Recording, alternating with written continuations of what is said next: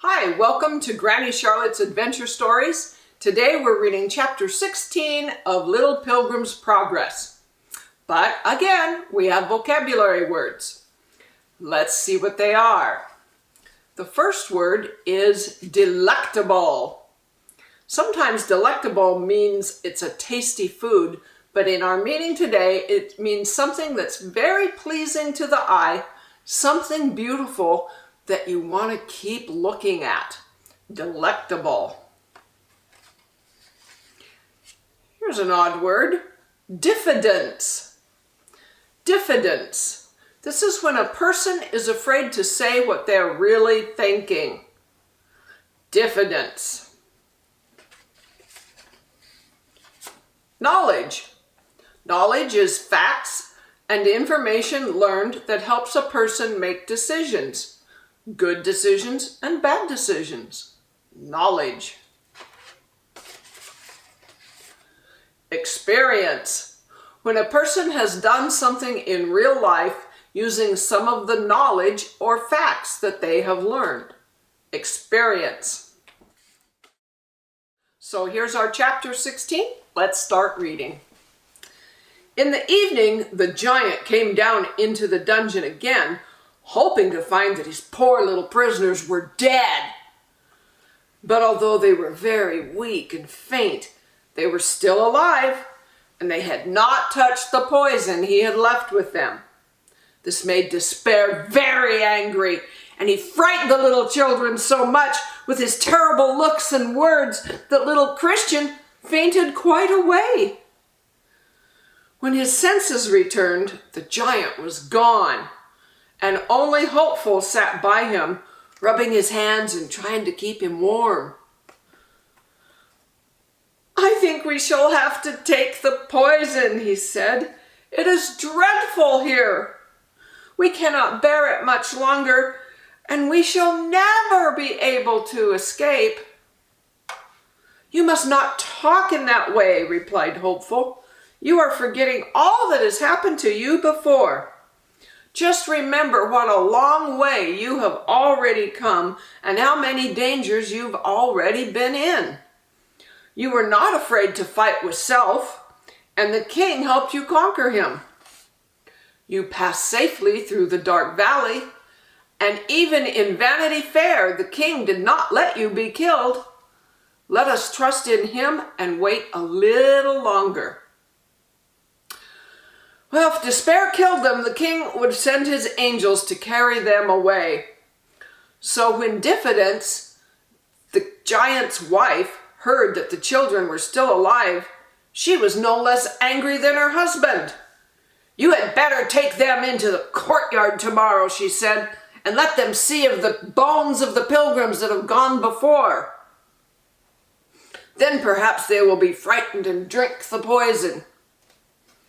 The giant thought this would be a good plan, and in the morning he brought Christian and Hopeful out of the dungeon and led them into the courtyard, which was strewn all over with the bones of men and women and children who were on their way to the celestial city. It was a very dreadful sight, and the giant was very pleased to see how frightened the little pilgrims were. "These are the bones of pilgrims," he said. "They came into my meadows, as you did, and I brought them to my castle, and I killed them.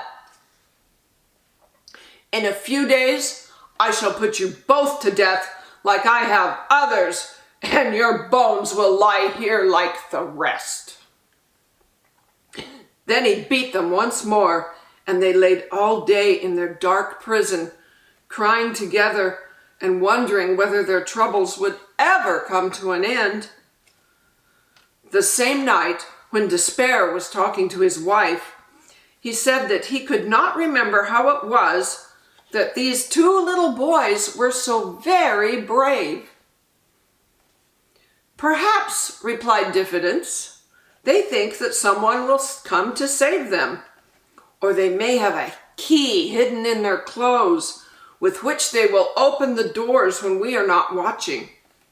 You have lost prisoners in that way very many times." This was quite true, but the giant thought that if Christian had had one of the king's keys with him, he would have used it before now.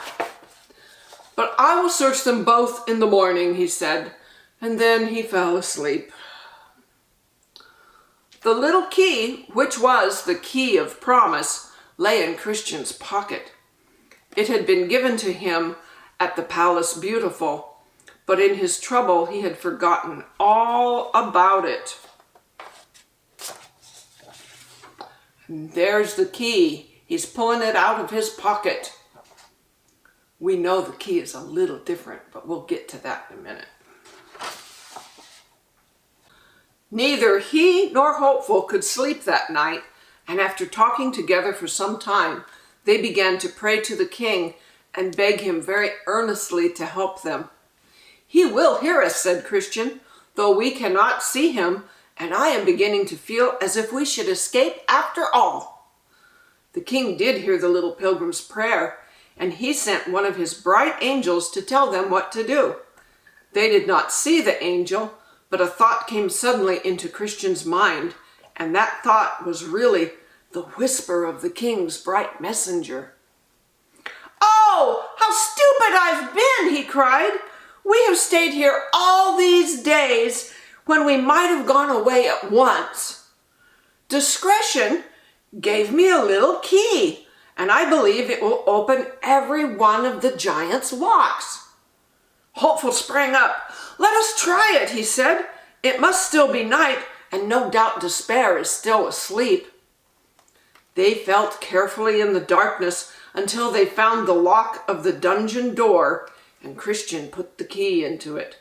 It turned quite easily, and with beating hearts, the boys stepped softly over the threshold and listened.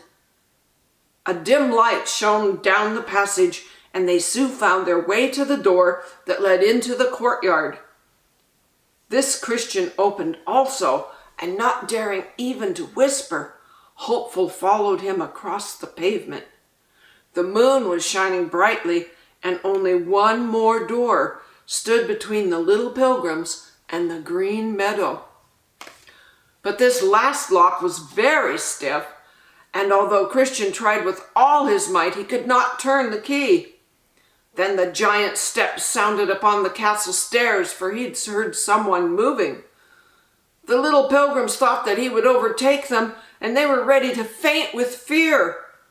But just as Despair reached the doorway, his club dropped from his hands, and he fell heavily upon the ground. Here's a picture of the giant. Look at him falling. He's fallen on the ground.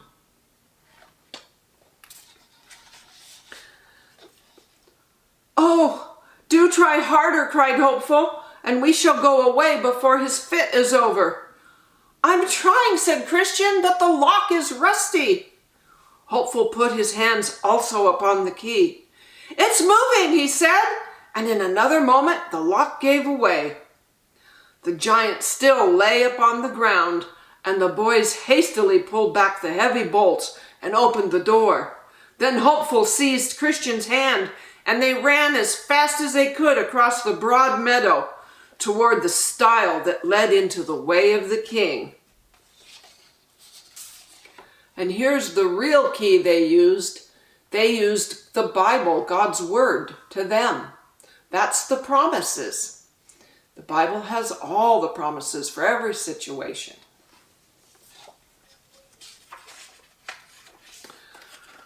Now they're out. "Oh," exclaimed Christian, when at last the boys found themselves once more on the way of the king. "How glad I am that Discretion gave me that key." "Yes," said Hopeful, "what should we have done without it?"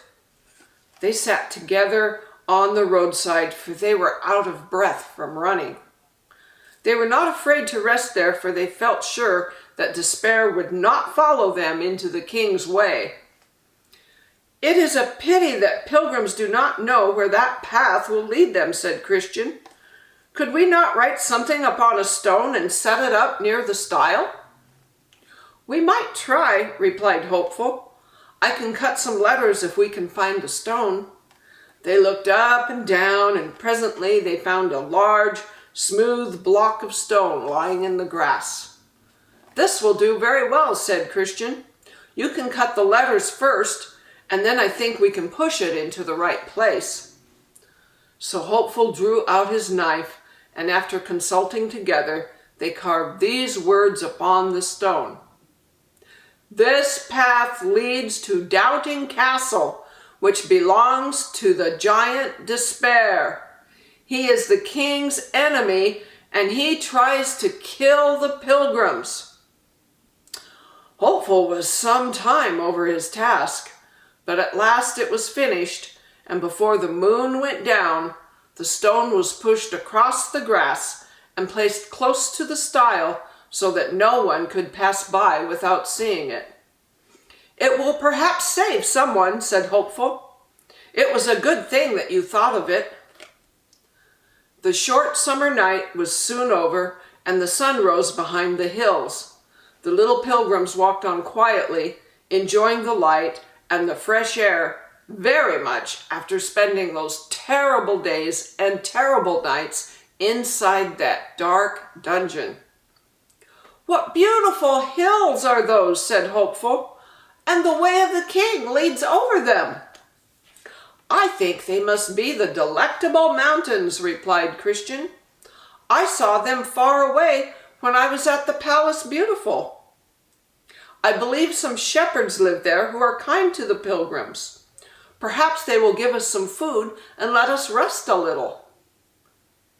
Very soon the children came close to the mountains and began to climb the pathway that led across them.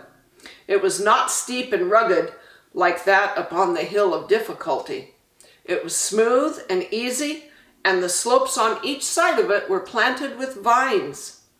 Little streams of pure water sparkled in the grass, and trees laden with fruit grew here and there with spreading boughs that hung over the way of the king. And it screened the pilgrims from the heat of the sun and fed them too. Christian and Hopeful were very hungry and thirsty also, and they were glad to eat some of that fruit and take a drink of the cool, clear water.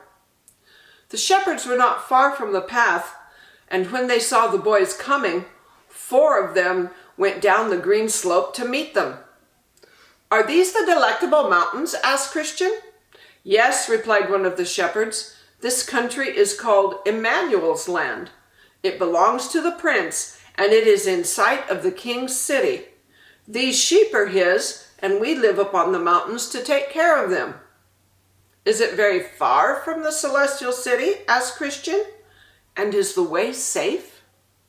"It is safe for those who love the king, but pilgrims who do not serve him faithfully often fall into danger." "Is there any place here where pilgrims may rest?" asked Christian. "We are both so very tired." "Oh yes," replied the shepherds. "The king has commanded us to do all that we can for any of his servants who pass over the mountains. Come to our tents and we will take good care of you." So the shepherds, whose names were Knowledge, Experience, Watchful, and Sincere, led the children to their tents and brought them water to wash and gave them plenty of good food. Then, seeing how tired they were, Watchful prepared beds for them where they slept comfortably and awoke early in the morning feeling refreshed and strengthened. Well, that's it for today's reading, children. Don't forget, wash your hands, brush your teeth, and eat an ice chip. Today, I'm going to eat a sour apple. It's already puckering me up.